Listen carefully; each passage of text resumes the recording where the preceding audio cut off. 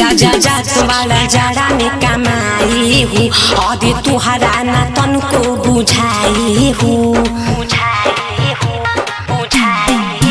राजा जात वाला जड़ा में कमाई हूँ और तुहरा ना तन को बुझाई हूँ। कैसी घरवा में मेहरी अकेला रही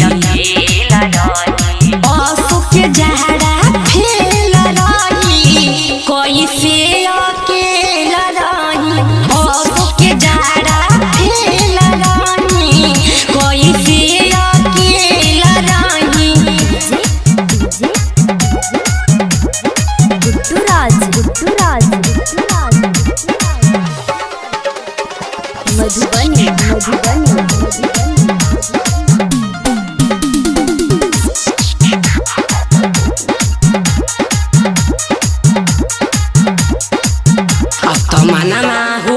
बाबे काबू केवल पहिलो तुम्हें राजा जादू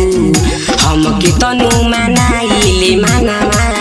तबो नाही हो खत बाड़ी काबू अबे कैसे बताई राजा तहरा से सब कह देला प्यार के बहारा से प्यार होई वाला कब खेला होई असो के जहरा खेला होई कैसे अकेला रही असो के जहरा खेला होई कैसे अकेला रही।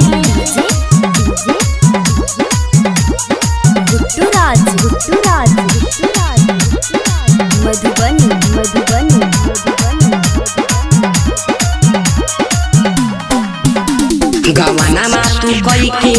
आइल